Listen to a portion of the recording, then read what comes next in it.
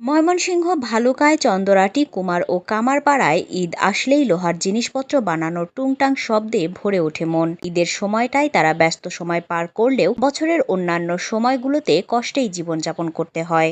ভালুকা থেকে প্রিন্স সুমন জানান, বিরুনিয়া ইউনিয়নের চন্দরাটি পালপাড়া ও কামারপাড়া গ্রামে প্রায় ১৫০টি পরিবারের বসবাস। ১০০ বছরেরও অধিক সময় ধরে এদের পূর্বপুরুষেরা এই পেশার সাথে জড়িত। এখনো যারা এই কাজের সাথে জড়িত আছে তারাও এর ওপরেই জীবিকা নির্বাহ করে।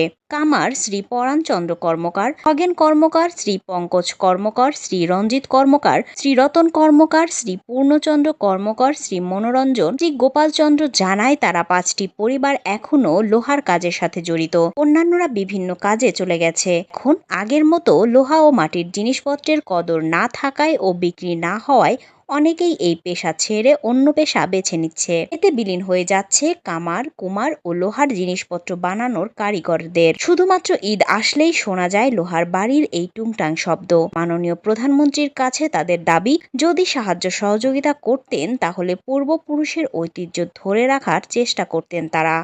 বাবা দাদা তারা এইসব ব্যবসা করে চলছে, কারণ আমি নিজেও করতেছি।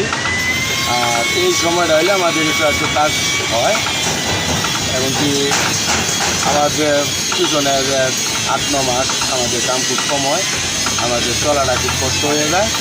কারিগর নিয়ে আমরা চলতে পারি না, কারিগরের বেতন ঠিক মতো দিতে পারি না। প্রধানমন্ত্রী শেখ হাসিনা যদি আমাদেরকে একটু সুদৃষ্টি দিত তাহলে হয়তো ব্যবসাটা করে আমরা ভালোভাবে চলতে পারতাম। আমরা যাত্রার মধ্যে আমার বাপ দাদা এইখান থেকে আইছে খুবই কম।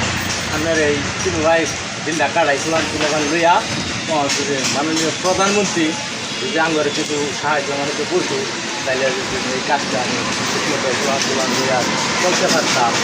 কোনো মতো খরচটা চলে কোনো মতো নেই, হারাম চরণ করে ইত্যাদি চলুন লাগে।